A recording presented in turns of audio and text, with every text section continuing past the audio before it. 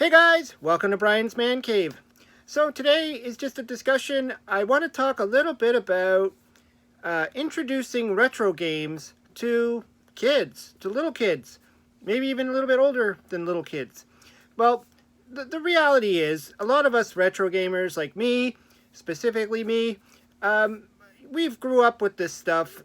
You know, we had to start from the beginning when we didn't have a lot of options. There was an Atari, there was Coleco, Nintendo, Sega. You know, all these things sort of came out. But, you know, when we were little kids, like people my age anyways, and I'm in my 40s, we had pretty much, you know, I might have had a system, my friend had a system, you know, the person down the street had a system. And that's usually how it went. You got used to your system. You got, like I grew up with the Intellivision, so I got used to the Intellivision controllers. But then, you know, my friend down the street, they had a ColecoVision. And, you know, I think I knew one person that had an Atari 2600. And then, of course, we had the computers and everything else. So we kind of had to start off at the very beginning. We also went to the arcades and got used to playing on the arcades. We got used to playing on the joysticks and stuff like that. So in today's world, video games has obviously expanded. It's grown. It's much different than it was 40 years ago. Games are different to a point. Hardware, it's all different. You got, you know, the standard, you know, the stuff that everybody's playing today, the Xbox, the PlayStation. You got a lot of high-tech stuff, these buttons, controller buttons that look scary to me. You know, because I'm more of I pretty much stick with retro. I don't play too much modern at all. You know, I'll play some of the more modern retro-style games, but even then, not too much. But the thing I'm trying to get to is that, say you have your own child now at this age, you might have children, and if you don't have children, you might have siblings that have children, and they might come over to your house, and maybe you don't really get into the Xbox, or maybe you don't play the modern stuff, or maybe you do, but you think, let's try and get these kids to play something a little bit different. So where do you begin? Well, you got a lot of options here. Obviously, you can just grab your old Atari, set it up, and let the kids go to town. Sometimes they will pick it up, other times they won't. And what I've felt with that is the controller can be a little bit mind-boggling to them. For instance, you know, the classic Atari 2600 joystick might be a little foreign to them. They might not have played on something like this ever. Or very rare. And, you know, they might go to the arcade, and maybe they've played on one of the old arcade games that still kicks around in the corner. But in most cases, they might not be used to this. So if you have your Atari 2600 hooked up, you know, grab your Sega controller. It's the same port. That's what's cool about it. You know, the Nintendo has its own proprietary ports, but Sega went with the standard 9-pin plug. And it's a little bit more familiar feel. I mean, it's a gamepad. Perhaps these kids might be playing on an Xbox at home. They'll be a little bit more familiar. And if it's, of course, if it's a little bit too big for them, if you have, you know, the Master System, which is just like the Nintendo controller, pretty much in shape and size and all that stuff. The D-pad's a little bit different, but it's the same concept. And this will also run on your Atari 2600 as well. Whether it's an Atari 2600 or it's a computer like an Atari ST or, you know, one of the Atari computers or a Commodore 64, you can use these as options instead of using the controller.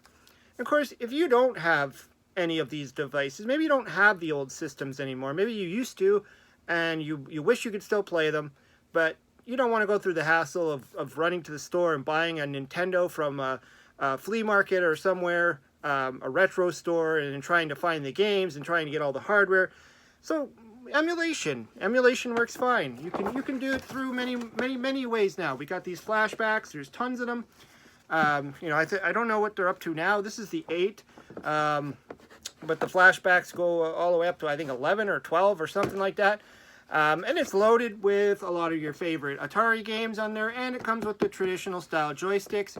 Plus the option of, like I said, if you still have your old controllers, you can plug in a Sega controller or whatever, and maybe the kid will be a little bit more natural to it.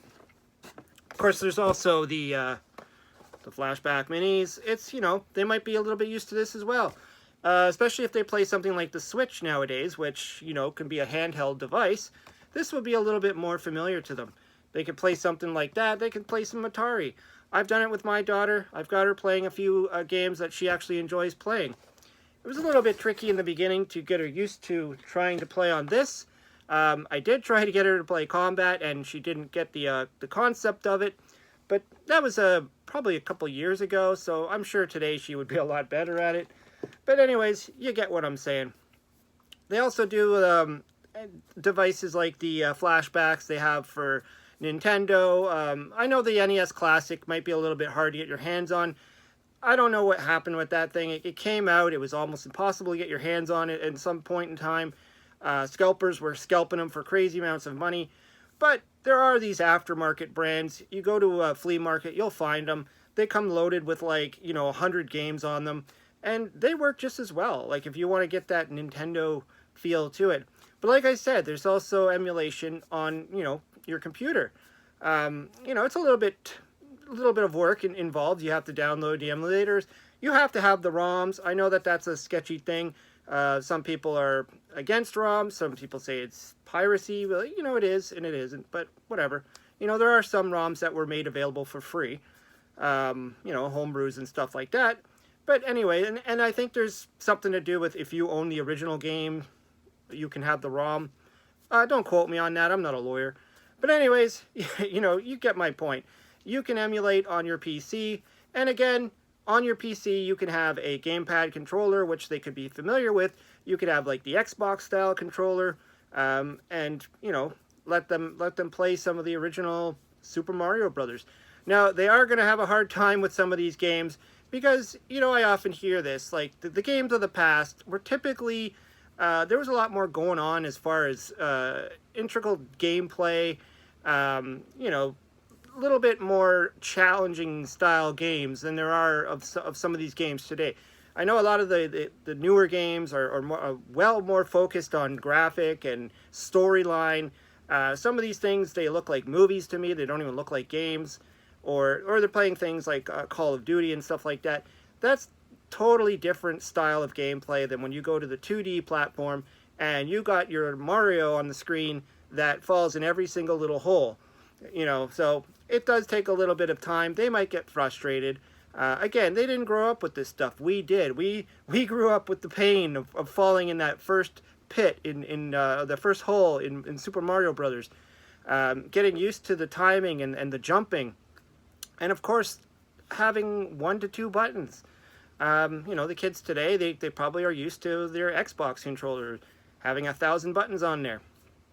Now, there is some modern stuff that they can be playing as well that you can hook up, and that could be something you might own as well, like the Switch.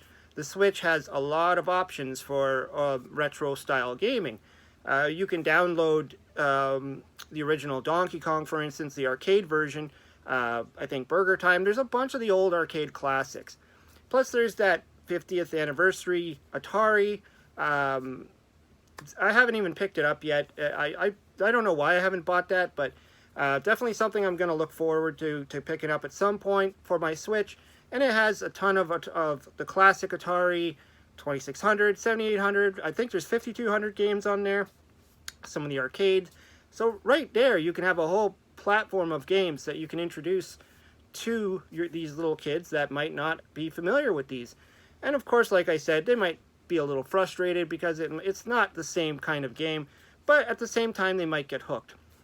Now, speaking of games, some games I would suggest, you know, especially if they're really young, things like Frogger.